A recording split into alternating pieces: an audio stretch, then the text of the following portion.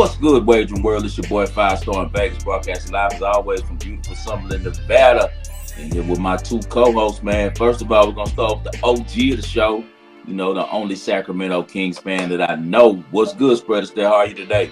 Man, I'm excited. Everything's going good in my life except for the Las Vegas Raiders. So you're telling me wait till next year? I'm on Team Shedeur Sanders right now, and it's going to be a long wait, though. Yeah, you got to be patient on that one. And also, we got the YG on the show.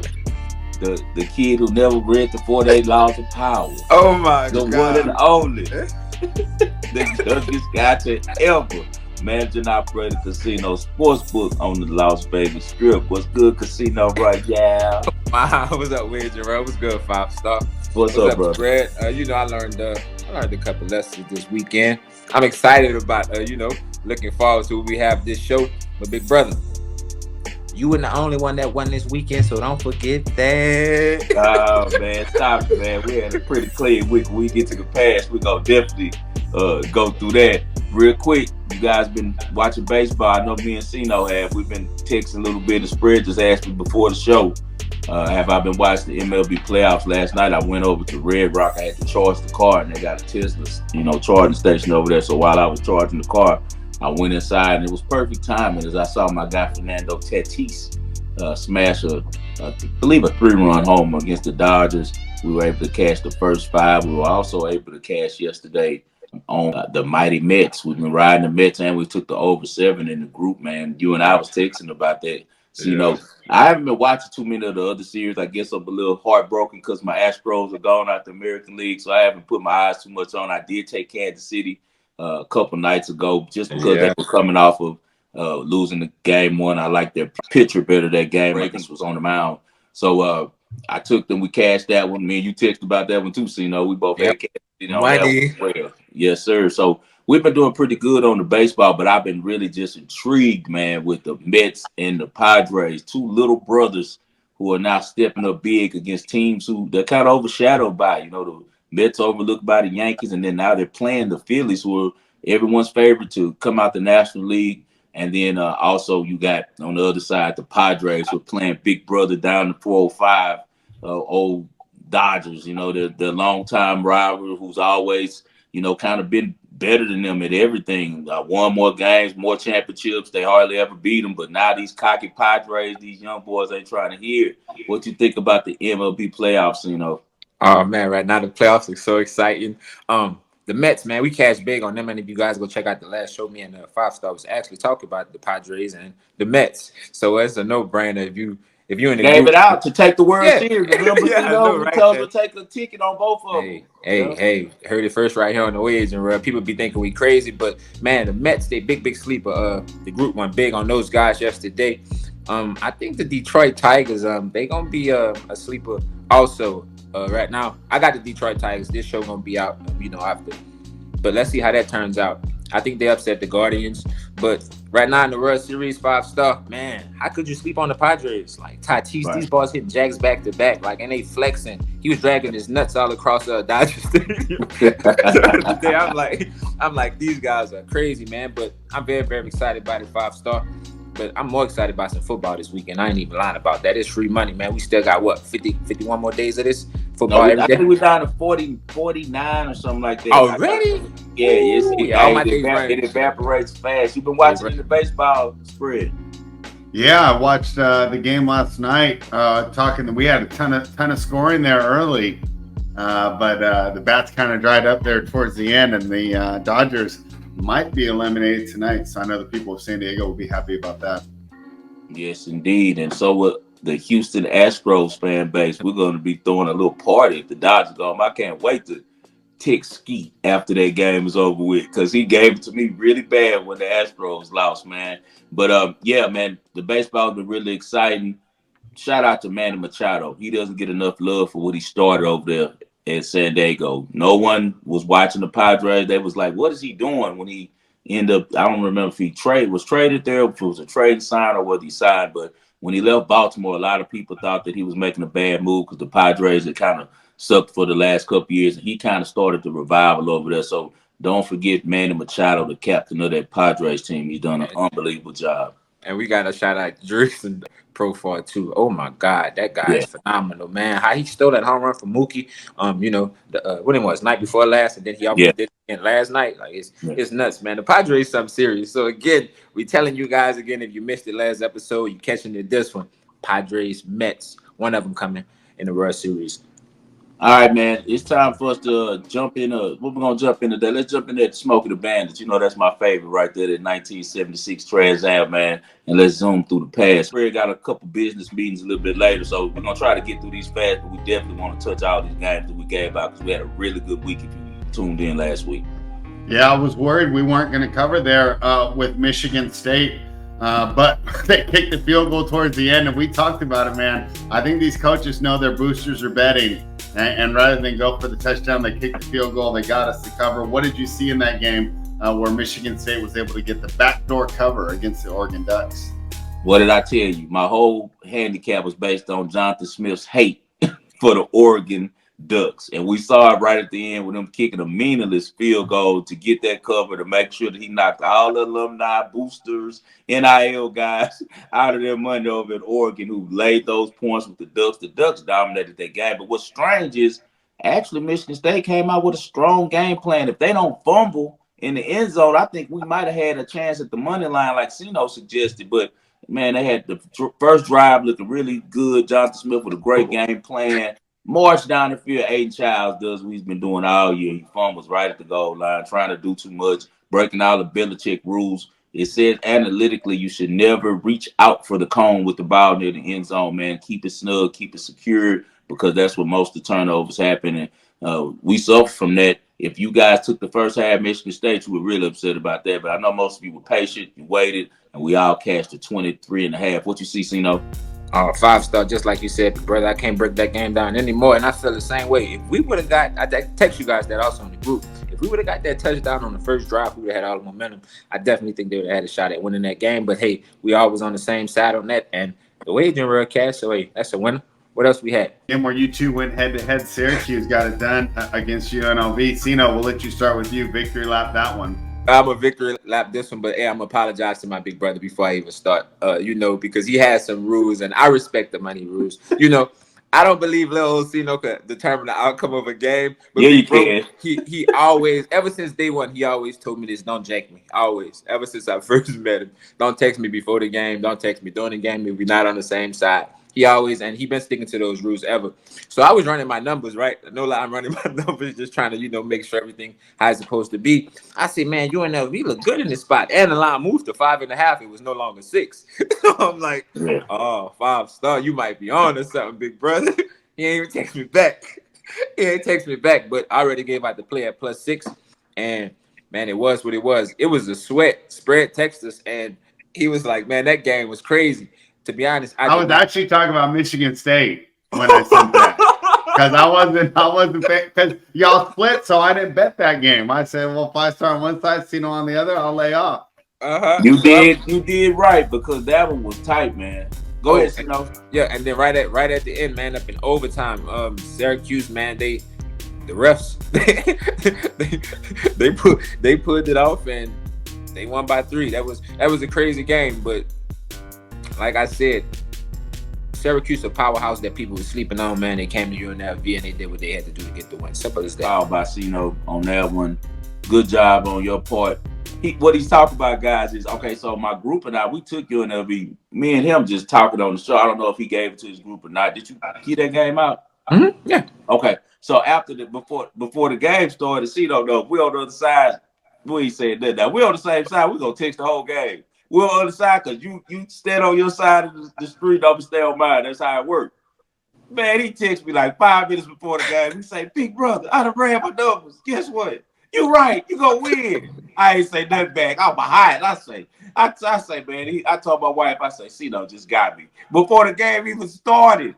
It hadn't even started yet.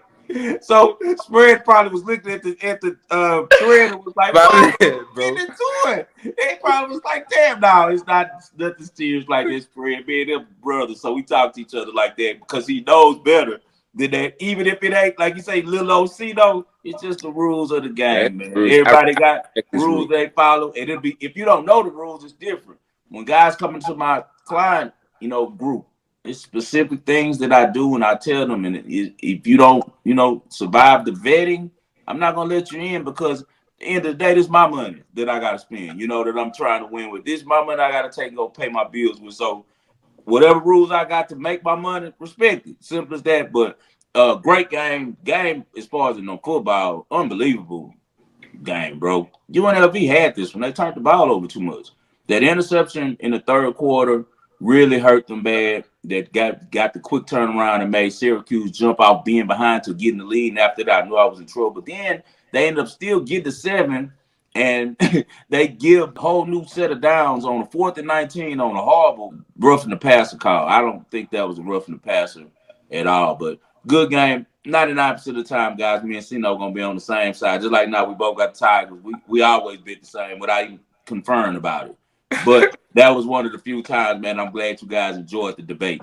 So that was definitely a fun one. Next up on the docket, let's talk about an easy win. And I didn't think it was going to be this way. But we had Texas A&M, right? And they just smacked Missouri. That one just boiled down to dominance by A&M. Connor Wegman, shout out to that kid. He's from the Cypress area out there where my little brother DJ grew up. Shout out to my little brother DJ.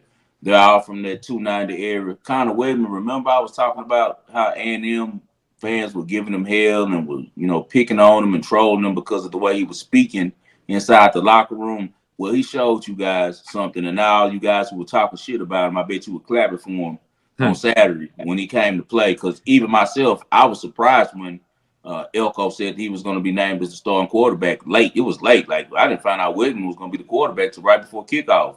Everyone thought it was going to be Marcel Reed, who's done a wonderful job replacing Wegman while he was injured, including myself. I text the clients like, oh, man, it's a quarterback change. Wegman hadn't looked good. Maybe he was really injured because he looked more like the kid that I saw playing in high school on Saturday. If he plays that way, watch out for A&M, man. They can still get into the dance. What do you think, Sino?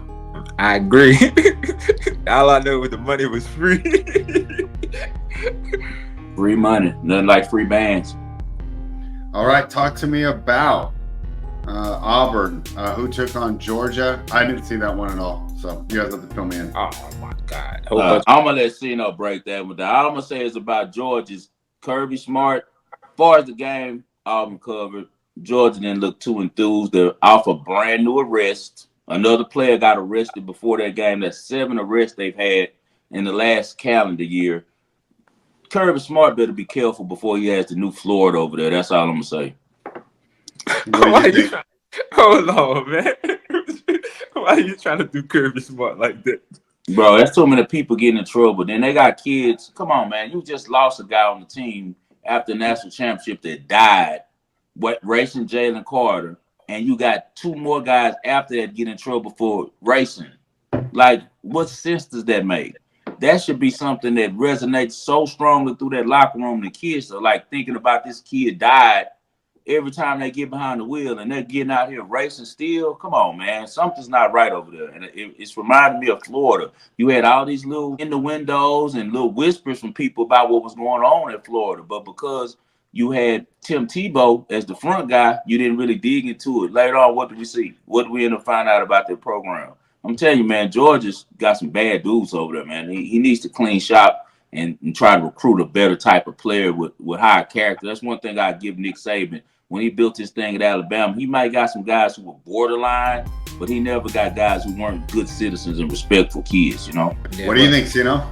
All I can say about this is Hugh Freeze. This is a whole disappointing season for him. 5-star missing the bottom coach, Hugh Freeze. And the way I seen Georgia start off against this team, I think it was like 14-3 first half. We lost the first half. I gave that out as a play.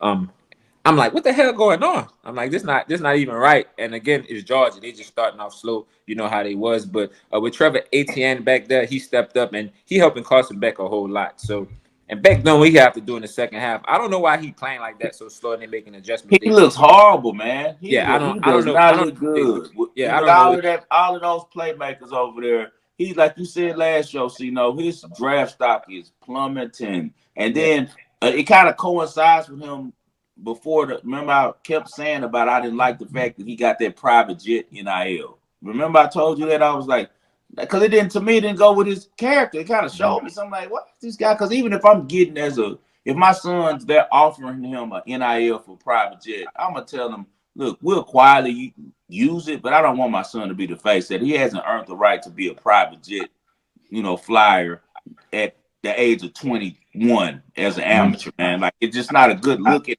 gives you a false sense of being great that you don't deserve. You have to earn that type of stuff, man. That's for 50-year-old men who've been, working in the corporate world for 30 Tom Brady, years. man. Yeah, you That's gotta for Tom Brady, man. sacrifice for that type of stuff, man. I don't like when they get them that type of stuff, man. Yeah, like for real. But in this situation, 5-star and spread raising rare, they come off that loss from Alabama. You threw like 3 interceptions. You had a fumble stuff. You're supposed to play a way better game than that. They still got the win, but again, it's Hugh Freeze and Auburn. So, I don't know. Georgia's still not. And the power rankings, they all shook up. So Georgia not even where they supposed to be. They usually top 3. Right, let's move on to the NFL. It was a long day on Sunday. Started at 6:30, didn't finish till after 8 for those of us out here on the West Coast. The very first game, though, came right down to the end, but the Minnesota Vikings were able to pull it out as Aaron Rodgers threw his 3rd interception of the game. Vikings defense gets it done. Not at the best game for Sam Darnold, but it was enough to get the win. What'd you see, 5-star? Perfect handicap by both of us. It kind of came down to exactly what CNO and I said. He said that the Jets would play them a lot closer than I thought. He said that Minnesota would struggle on the pass defense in the second half. All of those things came to fruition.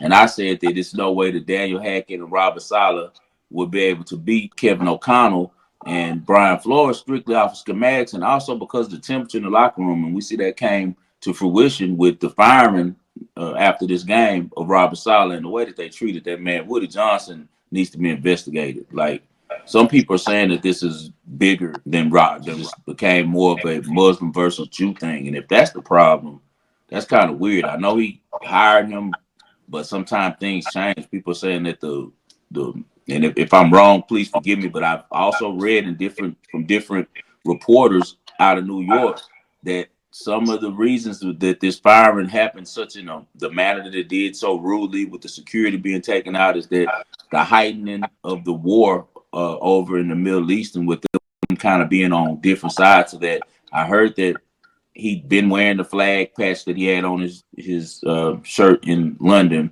but I'm also hearing that Woody Johnson was offended a little bit more of it now that all that stuff's going on with the Gaza Strip. So who knows what goes on behind the scenes, but what I do know is Robert Saleh has no business being escorted out of a building that he was the coach of, the New York Jets, a professional NFL team worth billions, and he sacrificed his time and energy, put a great defensive product on the field, because he's the guy why they went in any of these games the last couple of years, because his side of the ball is what kept them in it. He just unfortunately hitched himself to Daniel Hackett dealing with Aaron Rodgers, and they crossed him out. I've already got for sure confirmed that Saleh was about to fire Hackett that Monday morning.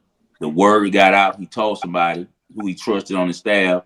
They told Hackett. Hackett told Rodgers, and from there the ball began to roll on him. Getting crossed out, man. They did that cat wrong, man, and hopefully he lands on the street and becomes a defensive coordinator somewhere, because he was the best thing going for the Jets, man. I hate that they did him like that. But on the football part of this game, just another great job by Brian Flores and their defense. They win the game with a pick six early. They picked Aaron Rodgers 3 times. As I've told you, Aaron Rodgers is not the quarterback he was. People are still in love with the beautiful throwing motion and the zip on the ball. But much like Dan Marino late in his career, he's not the guy he used to be. He just could still throw a pretty ball, but he's not a winner. He's not making winning plays. And he can blame everybody he wants over there. He said he was blindsided. He didn't know anything about it. I don't believe that for 1 minute. But you can blame anyone you want to over there, man. At the end of the day, Robert Saleh was putting that defense in the right position for them to contend every week. What do you think, Sino? Couldn't have said it any better. And again, man, it's our business at the end of the day. And everybody, we seen that shove that Aaron Rodgers gave Coach Saleh. That was deeper than hey, we got more. That's like, nah, I don't fuck with you. That's what that was. He should have dogged his ass. He should have dogged him right on the sideline. That's exactly what that was. And look, like, come on, man. Like, I done been around a lot of stuff. For the director of security escort you out the building, like, and you the head coach, like, come on now, and you don't get to explain yourself, you don't get to tell the players goodbye, you don't get to do none of that. Like, they just like, get out of here, come on, you gotta go. Like, you just treat me like I'm a like, come on, what? Nah, it's deep, and I think that game, to be honest, that game in London definitely had something to do with it because the game was going so perfect. And guess what? Brian Flores got that call. They told him, yeah, send them dogs, send them hounds, and that's just what they did for real. Because Aaron Rodgers, 5-star, you was watching it. You even sent that. You even some jank about to happen. You even did a tweet with the hedge. Yeah, man, it's pissing me off. Like, just because it's not right, man. It's business, and for the guy to be so good, and handle business the way he do. Aaron Rodgers, come on, Mr. Rodgers, what y'all got going on, man? What y'all got going on? Again, Jets next game, I tell y'all that we on the Jets next game. Yeah, next game we on the Jets. They set it up perfectly. Yeah, we'll see. I'm a little afraid to go against Josh Allen with Aaron Rodgers. There's nothing harder, I think, in sports than a fading star, because I think that it's really hard for them to understand they're not where they once were. And I thought we were going to be on here arguing 5-star, but we pretty much seem to agree on this. And I don't think you or I really necessarily think that Saleh is an excellent head coach, but I don't necessarily think that it was his fault. He's a defensive guy. He was brought in there to fix the defense, and he did fix the defense. And the thing is, if he would have got like what DeMeco Ryans has in Houston with a good young quarterback, and a good offensive coordinator, I think he could have been okay. Because he did his job on the defensive side of the ball. Now he'll probably return quick to being... question, Spread, while you're on that. I don't mean to cut you off, but that's a great point that you made. Do you think that Woody Johnson forced him to hire Hackett in order to sign Aaron Rodgers and sell tickets to make money? Yes, I do too. Because I it's an organizational failure. Not going to hire Hackett. It's a business. One of those Shanahan guys, man. I know he was. There's no one that would hire Hackett. Hackett's like the next version of Adam Gase. It's a guy who has a great relationship with a great player, and that makes him look good. But, for example, if Hackett gets fired at the end of the year, is anybody going to hire him? No. He's going to be a quarterback's coach or a advisor. He's not going to be a coordinator ever again. Listen to what Garrett Wilson has said about those schemes.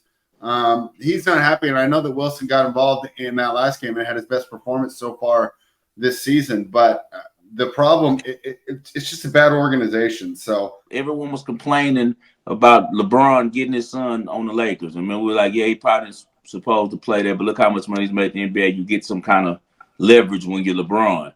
We've been seeing this for years, because a perfect example is Nate Hackett. His dad was so loved in the NFL, did so much good work that it made a way for him to get in. And now you got nepotism, and this asshole shouldn't have been coaching football for so many years. He sucked from the beginning, man. He sucked for a long time, and he's continuing to get jobs and hang around. And he sit up here and got this guy crossed out and taken out because, once again, so many assistant coaches, so many scouts in the NFL are only there because their family, their dad they knew, their uncle, their brother. And we're not getting some of the best product. And it's a shame for the fans, like the New York Jets fans, that because of the drama at the top of their team, their franchise owner, they'll never see the success, all the love that they have for that team. Because it starts with the owner, man.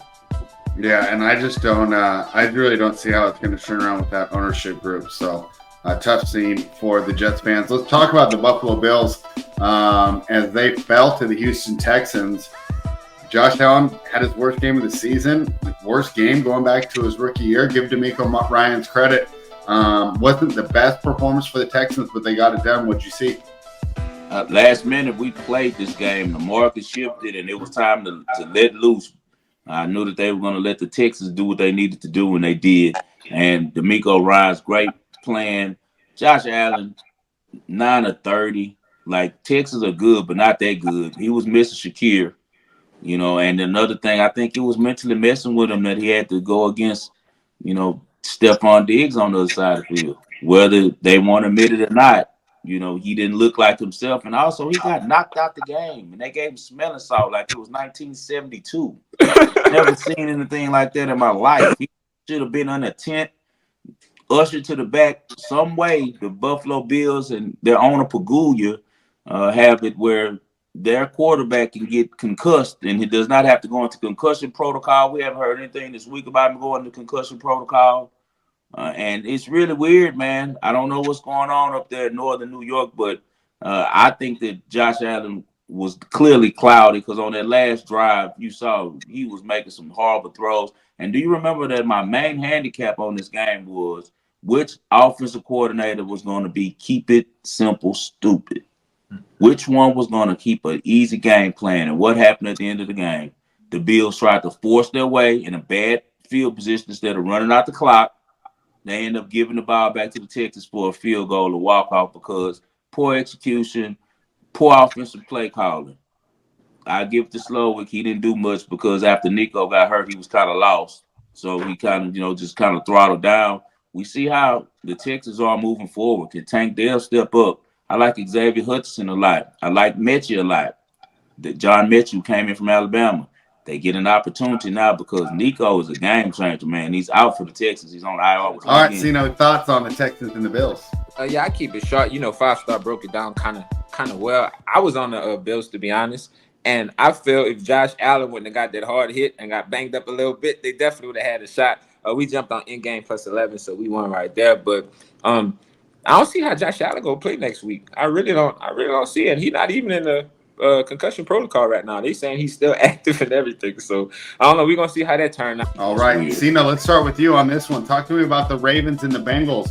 I showed you how the difference between victory and defeat in the NFL can be as much as a botched snap because the Bengals were really close, right? And that kick missed, and I go, man, that kicker never misses, and I didn't catch it. And then they showed the replay, and the holder dropped the ball. The guy was basically kicking the ball while it was sideways. He laid it flat. Yeah, and that was the difference in the game, and it could be the difference in the Bengals season now because they fell to 1-4. Again, big hole to come back from. All Cino could say is me and my big brother was on the same side. Young Kobe, Prime Jordan, we was balling. We can't be beat when we on the same side. No. And again, in situations like that, it's a right side and a wrong side. Come on now. You practice catching the ball and putting it down all day. How you do that? How you do that? With millions of dollars on the line, how you do that? That's your only job you have all day. Ball down, and you mess it up. Come on, during the live game, again, it's really nothing. The Ravens powerhouse, just like I said, they got it together, and look like the NFL want them to do something. So it's a no-brainer. 5-star, as good as Joe Burrow is, if that defense is going to play like this all year, the Bengals might not make the playoffs. What you see? Yeah, but we can't let Joe Burrow get by either because he threw that big interception in the fourth quarter that made it back where the Ravens were in the game, right? Yep. So, but the difference is this was just a toss-up game. I'm so mad at this game because I gave it out. We won all this money out. I won on the straight. But remember, you guys, I sent in the group. It was the last leg I did of a parlay, and I did the oatmeal beef snowmobile, which it worked earlier for me that day because I had cashed out on the Jacksonville Jaguars when they were 14. I had laid 3.5 live. I'm so glad I did because the coach came back and got it, right? So I'm in that mode. I saw Lamar turn the ball over in overtime and took the cash out like a dummy. And sure enough, the Ravens defense stepped up. Sure enough, Cincinnati with some horrible play calling. What were they doing in overtime? Why weren't they trying to get in a better field goal range? I know that the kicker's been money, but a 50-yard plus field goal isn't automatic. So they should have tried to get a better field goal, opportunity for their kicker, but they didn't. And how life would has it, it went their way. And look at John Harbaugh. One thing I can say about him, I always knock him saying he's not that sharp. He's pretty sharp after the turnover by Lamar. Like Lamar trying to get his thing away. He's being a company man. You saw that fumble, the ball hit him right in the head. When he came back, he just gave the ball to Derrick Henry like get out the way, Lamar. Head it to Derrick Henry. Henry goes down the sidelines like for 50. They kick the field goal, walk off. The book goes crazy. I'm sad because I didn't get the full. Yeah, I would, but I was like, I could have won more. But before I was in football, the Ravens are going to be around all year. They're number one in my power ranking. Actually, their defense isn't the reason this year. You can get them on defense. As you saw with Cincinnati, you can put some points up on them. But how you going to stop Lamar in that offense right now? Derrick Henry looks rejuvenated. That offense looks really good. 2 tight ends, 2 of the best in the league together. We saw Mark Andrews start playing a little bit better this game. And we know Isaiah Likely is different. He's a matchup problem for everybody. Can the wide receivers do their job? I heard they're trying to trade for Devontae Adams. If I was him, that's where I'd be trying to go. I heard he's trying to go mess with this boy Aaron Rodgers and suck up in New York, but we'll see. Talk to me about the Green Bay Packers. That game was not as close as the final score. Packers won easily. One kind of bad mistake by Jordan Love towards the end made it closer than it looked. But watching that game, there was no time when I actually thought the Packers were in danger of losing. I don't know. I'm surprised you put this one on here. Not much to talk about. We got an easy win, but I mean, I don't think we learned anything new about either team. Packers are That's great. a formidable job by the Rams staying in it. The first half, the Rams actually was in it. You know, like, because I bet the Packers first half and lost, but I won big for the game. But I lost the first half. I had -1.5, -120, and they did not cover it because the Rams did a really good job beginning of the game. Couple turnovers by the Packers, some little sloppiness, but second half they did what they were supposed to do, took over the game. Big game by Kraft, the tight end, man. He looks like he's going to be a force. If they got another weapon to go with those receivers, they'll be okay. But is Romeo Doubs going to get okay? He seems like he's checked out. They sat him. It was like I guess him and LaFleur got into it because Romeo Doubs, they said, hadn't been coming to practice, and when he showed up, he was complaining about usage. I heard when he was at Nevada, he was that type of guy, that type of locker room guy. So will LaFleur get right with him, or do they trade Romeo Doubs because Dontavian Wick didn't do anything? He's not going to be able to replace his numbers, and because Dobbs is a factor, he's a good receiver. Christian Watson was out. Does he get back healthy? He's always hurt. He's one of those guys. He pulls a hamstring every time he runs a route. So if the Packers can get healthy, then my ticket that I have for them to win the FC looks good. We know that. We love their coach. We love their quarterback. We love their defense. So Packers did exactly what we thought they would. We went undefeated on here on all our free plays, gave out everything and swept the board. Hope you guys cashed with us. Sino, do you have any thoughts about that one? I thought it was fairly straightforward. Yep, straightforward. And again, young Kobe, Prime Jordan on the same side as a win. What mom and them say? They have a good time? Oh, bro, that's crazy, right? Mom's them had some issues and stuff up there, right, at the wedding. So they didn't even get to go to the game. So Mom's just threw $1,700 down the drain. Mom's tripping. Oh, so she ended up not even making it there. Nope, and she ain't even sell the tickets. I'm like, come on, Mom. I'm like, you should hit me up. I should have sold the tickets for you or something. Like, I hate to see that. Well, another thing, one last thing to take from this game, continue to bet our automatic. We have automatic bets every week. And one of them is Kyron Williams. You guys remember that. Keep that in your database. Kyron Williams to score a touchdown every week. He did it again. Highest snap share of any running back in the league right now. The true bell cow. Talk about the Cowboys, man. They got the upset on Sunday Night Football. I know the books cleaned up on that one. Everybody was on Pittsburgh. I thought I was disappointed that Pittsburgh fell through. They just couldn't get the run game going. Everybody's run on Dallas this year. Pittsburgh is designed to be a run-first offense, and Najee Harris looked just pedestrian. Disappointed that they lost. Great job by Dak Prescott. Got to give him credit for threading the needle there at the end. Najee Harris is who I told you was they were going to miss Jaylen Warren. Jaylen Warren is explosive. He should be the starting running back. Najee Harris should just come in for short yardage and maybe on passing downs because he is good out the backfield receiving, but they wore him out in Alabama. He doesn't have any burst anymore. And, in a young career, he's already, kind of fizzled out. Kind of like Trent Richardson did as well from Alabama. The best thing I got from this game watching it was Dak. I got to give respect to Dak. Right before the half, he throws the interception. I'm happy as hell because I got the Steelers, of course. So I'm happy he throws the interception. When he throws the interception, CeeDee Lamb goes crazy on him on the sideline, looking at him crazy, talking to him crazy. Do you know that CeeDee Lamb didn't get another target the rest of the game? Dak didn't throw it to him anymore and still won the game. He started making Tolbert the guy. So look for that moving forward. Do him and CeeDee Lamb kind of heal that relationship, or is this something going forward? Because Tolbert looked good, and Dak is showing him like, hey, man, I make you or break you. The ball's in my hand every play. And I like that. I like that he showed him that this is my offense. I'm the highest paid player on his team in the league. You know that Dak makes the most money in the league this year, more than Patrick Mahomes. So he looked like a number one quarterback with that last drive. And also I like how he, put his wide receiver in check and let him know, like, man, we're going to keep this going. This train going to move with or without you. What'd you see, Tino? Dak went rogue. Just like that, 5-star text me Yeah. that Dak went rogue. Dak say, Yeah. look, forget all this. I'm here to win. I'm not about to be in the headlines, all that. Because that game went just how it was supposed to go. They went on that. They weren't supposed to get that fourth down. They definitely were supposed to make that touchdown. No. And again, I ran some numbers and I was looking at the size. I'm like, hell no, I'm not playing this game because just exactly what happened I thought was going to happen. And if you guys been paying attention, every last drive of these primetime games has been coming down to a win or lose. On the last drive, you going to win or you going to lose. It's simple as that. And Yeah. I don't know why it's like that. I played the under, me and my guys, and it was a big under. It was really no sweat for us. So shout out to Dak, man. Shout out to Louisiana. They definitely needed that one. Yeah. One game that did not come down to the last drive scene was the Saints and the Chiefs. What'd you Oh see my there? God! Hey, we talked about that game. We already said that the Saints trash. And I told you. I told you.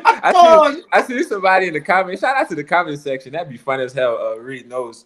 Somebody in the comments was saying like these guys from Louisiana, and they were saying the Saints suck. So that's a no-brainer. If you know we saying the Saints suck, and it's gonna get blasted. That's just what happened. They got blasted. Teasers wasn't safe. Nothing was safe. Saints got up out of there. And again, that was another game. You know, Cino with them primetime big unders. That was another easy one for us. Yeah, man, All we right. did really well on that. We did a max play on the first half -3. We did a max play on the game -5, and then some of my guys put like 20% plays on the -2, and I was upset with them, texting them back because they went rogue. Because I tell them all the time like if I'm gonna sign off or not. So if we already got -3, -5, and we're up 10 at 9 at halftime, why am I going to take -2? To me, that's when you start giving back money to the books. Now you're being too greedy. You're already sitting at the best number you're going to get. Some of them guys said they were going to do it. They felt it. I said, well, I'm be honest, my number says it's a 20% play, but I'm personally not going to play it because it's not a play that goes with my rules for betting. And some of them played, and they went all the way around, 3 ways around. Dominant performance by the Chiefs. Anytime the public is against Patrick Mahomes, he's going to be able to play free. And we saw what happened. He was playing free, looked good, superstar in the making over there, and the kid, Xavier Worthy. His mom is about to be a superstar as well because they love her out there. She's going to be one of those famous moms, man. So good job by Kansas City to continue to do what they do. Derek Carr's hurt. This is the Saints' opportunity. The heavens said, here you go. Here's a chance. Now watch the Saints drop the ball and start Jake Hayner. Watch. No, it's going to be Rattler. They announced it. They announced it. Perfect. Yeah. We're on a perfect trajectory now. Now the Saints will become who they're supposed to be. We won't see Derek Carr again as a Saints quarterback. Remember that 5-star told you that. A lot of people always say, 5-star, you always predicting stuff, right? How you be knowing this stuff, man? What guy text? He said, you're 5-star dominance. You know everything. No, bro, I don't know anything. I'm just a Virgo, and I'm a very analytical person and detailed. I pay attention to things, bro. The Lord blessed me with the mind that I have a photographic memory. I can remember things, and I use the 3 R's anytime I'm making these predictions, and that's research, rationalization, and reasoning. That's always been my 3 things, bro. So it's not by luck or the draw that things are happening. I don't have any type of way to look into the future, man. I'm just using my 3 R's every time. All right, let's go to the present. We got a good game tomorrow night here. Let's see. Let's start with college football. Yeah. Coastal Carolina at James Madison, -10. Start with you, 5-star. It's no way that I'm laying those type of points with 2 teams that really can put up a lot of points, man. They can really score the ball. There are guys on both sides, good trigger men who can really put up points, man. And though James Madison blew the doors off of Coastal Carolina the last 2 times that they faced each other. So that scares me. I lean toward taking the 10, but for sure 61.5 is a putrid number. We're taking that. So the official play for me on this game is over 61.5 on Coastal Carolina and James Madison. I think James Madison has a bounce back game. They ran into the mighty Louisiana Monroe War Eagles. Shout out Rose City. They upset James Madison last week and got it done, man. Them boys down there playing, Yeah, we definitely was on the Warhawks. They've been a sleeper, man. But James Madison, they put up like 70 on North Carolina on the road. So I definitely think 5-star. That's a good spot. Take the over. -10. I don't know about that. That's a lot of points. Yeah, that's too many points with the way that quarterback for Coastal Carolina plays. He can sling it, man. Vasco can play. So I say the over. We're going over 61. And we got 1-0. I'm watching the game right here. Detroit 1-0. Let's go, baby. Let's go. Baby. I say we're on the Tigers. Let's go. The Niners game. Okay. I'm on the Seahawks, but I don't love it. I don't love it. Man, the 49ers. So obviously, as a Raiders fan, I was watching with my buddy. Halftime, I just left. I'm like, this is so annoying. Our team sucks. And as I left, I go, the Cardinals suck too. And then I go back to my girls and I got it on, and they make that comeback there against the Niners. The 49ers got shut out the whole second half. And as disappointed as that loss was, I think the Seahawks probably are even more disappointed to lose to a Giants team that was out Malik Neighbors and Devin Singletary. So both teams coming off a loss. It is a short week. Right now, I'm going to just take the points because it's a division game, but I do not love this play. What do you think about it? I'm with you, man. I'm playing the Seahawks just because the Seahawks were at home last week and got embarrassed by the Giants. They didn't do anything against the Giants. The Giants really bottled them up, had them looking really bad. The 49ers are being overrated. You remember earlier in the season, Spread, we talked about this, and you kind of pushed back, and I told you that the 49ers were going to fall off this year. Remember? I said that they were not going to be as good as they've been in the past. They need McCaffrey, bro. Like, McCaffrey is everything to that team. So without McCaffrey giving them those steady doses of run where they get 5 yards to carry, being efficient in the red zone, you have to rely now on Brock Purdy. You got to think that Brock Purdy is a guy who's can pull the train instead of a guy who jumps on the train. And he's always been a guy that jumps on the train. He does his part. He plays point guard. He distributes to those great players. When he's the guy that's having to do everything, you're in trouble, man. He's just not equipped with that type of talent to pull them over the top and make them consistently a top team without McCaffrey giving them that steady supply of running and special plays. Because people don't understand McCaffrey's special. He's a Hall of Fame running back, bro. He's not just like you can just throw any guy out there and replace what he does. So the 49ers are going to have a difficult year. I would not be surprised if they don't make the playoffs this year, Spread. I would not be surprised. You know, I have a ticket on the Seahawks to win this division. I think that they could not afford to lose that game to Arizona. That was one that should have been as a win automatically. The NFC West is tough. I mean, we've seen the Rams are pushing back, even though they don't have a good defensive roster. Seems like McVay and Stafford are too prideful just to lay it down this year. So it's going to be tough on the 49ers, but I'm going on with the Seahawks on this one. I already played it with you, Spread. We all played it, I think, at the same time. I'm on Seahawks plus 3.5. I'm going to ride it. I will not be surprised at all if the Seahawks win this game money line. Do you know you want to join us on the Seattle Seahawks? Nope. Good luck to you guys. Brock Purdy.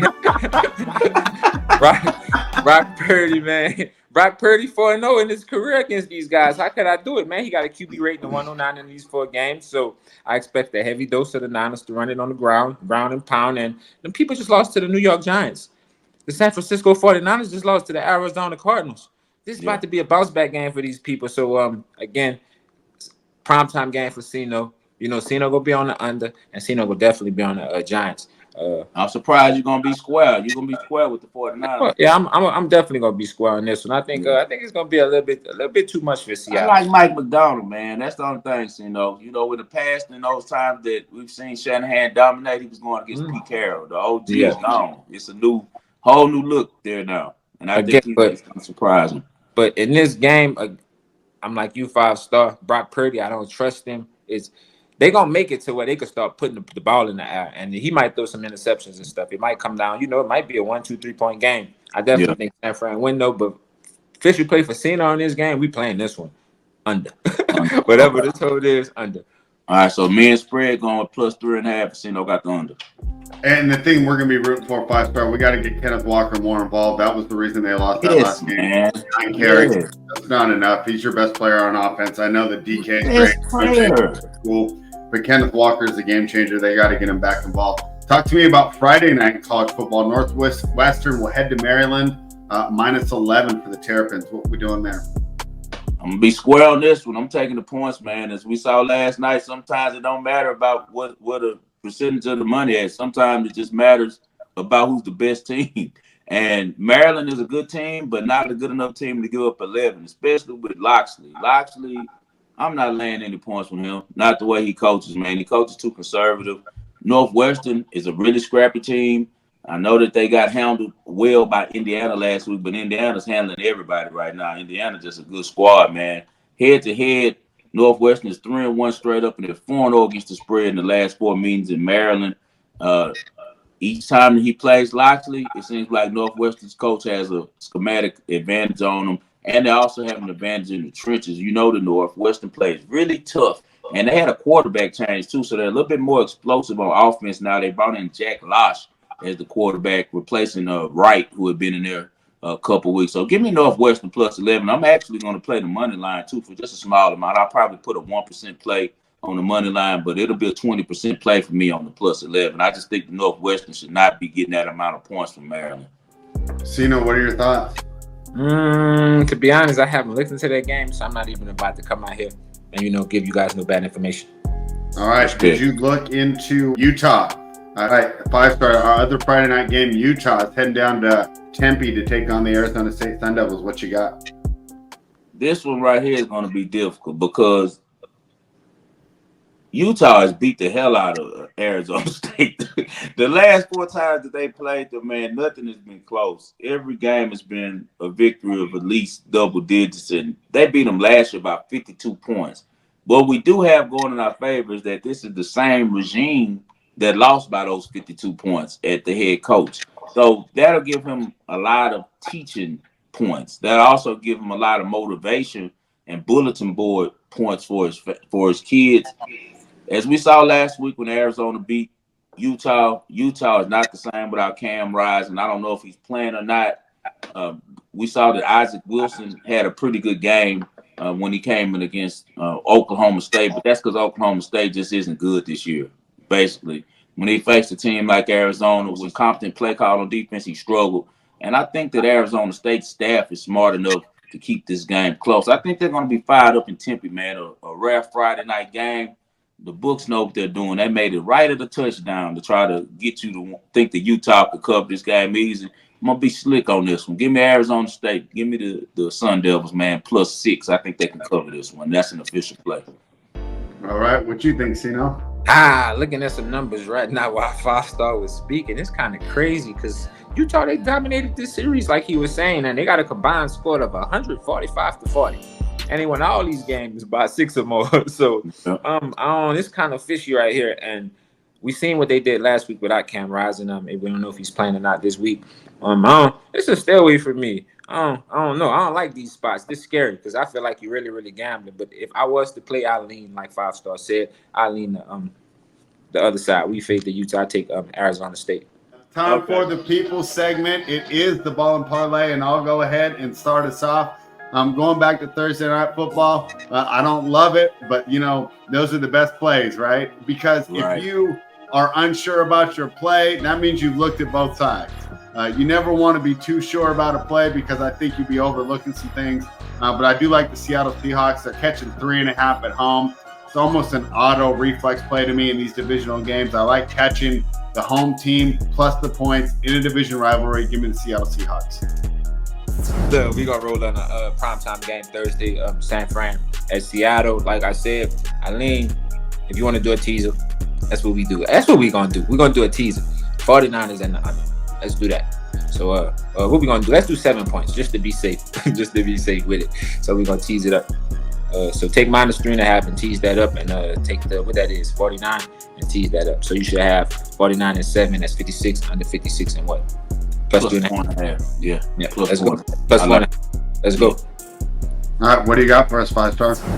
I'm gonna take it out to the Asian swing. Late night tonight, man. We've been doing really well on the tennis with the group. I'm gonna stay in the world of tennis, man. This time of year, we get a lot of great upset possibilities, man. A lot of them dogs have been really barking. I was able to hit last night with Thomas Mayhock at plus 150. My guy Jakub Mensik at plus 210 beat Dimitrov.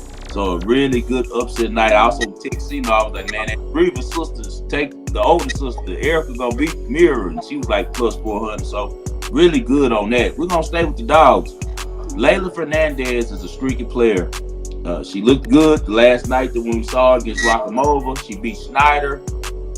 She has a really good record against Zing is the best player in China, China #1. A lot of pressure on this one. This is the Masters tournament in China. So she won the tournament down there or made it to the semifinal. She won Beijing, I think.